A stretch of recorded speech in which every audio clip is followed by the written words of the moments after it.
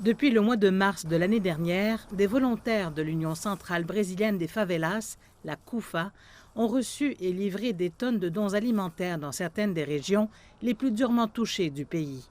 Mais avec la récession induite par la pandémie qui se poursuit, les entreprises et les particuliers sont de plus en plus incapables de contribuer à l'organisme de bienfaisance. Les dons alimentaires ont diminué d'environ 80% par rapport à l'année dernière et nous nous battons pour aider un nombre croissant de personnes, en particulier dans les bidonvilles où la majorité des gens ne peuvent même pas prendre 2 repas par jour. Les volontaires de la CUFA à Rio de Janeiro et à travers le Brésil distribuent ces dons alimentaires réduits dans les quartiers où la violence des gangs de drogue est en augmentation.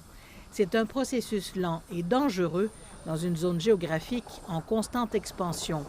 À Mutico, favela, Ana Angelica Ferreira, une mère célibataire âgée de 38 ans, prend soin de ses 4 enfants, de 3 neveux et aussi d'une petite fille.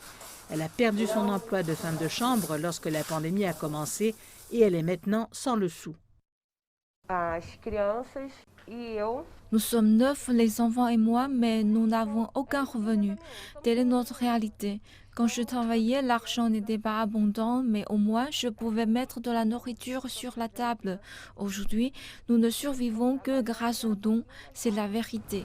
Des scènes comme celle-ci sont de plus en plus courantes dans les centres urbains du Brésil.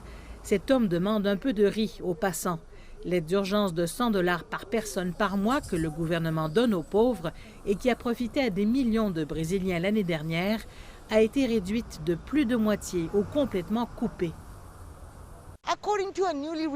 Selon une étude récemment publiée, 19 millions de Brésiliens souffrent de la faim en raison de la pandémie, tandis que 117 millions, soit plus de la moitié de la population, vivent avec un certain degré d'insécurité alimentaire.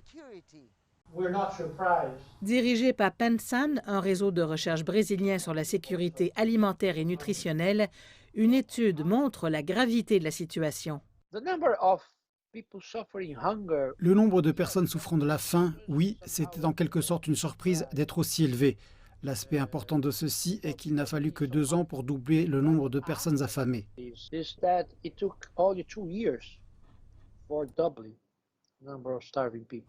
Avec plus de 380 000 décès liés à la COVID-19, le deuxième nombre le plus élevé au monde, et la pandémie montrant peu de signes d'amélioration, les experts se disent inquiets que la charité soit désormais la seule chose qui empêche maintenant une crise humanitaire de s'aggraver encore davantage au Brésil.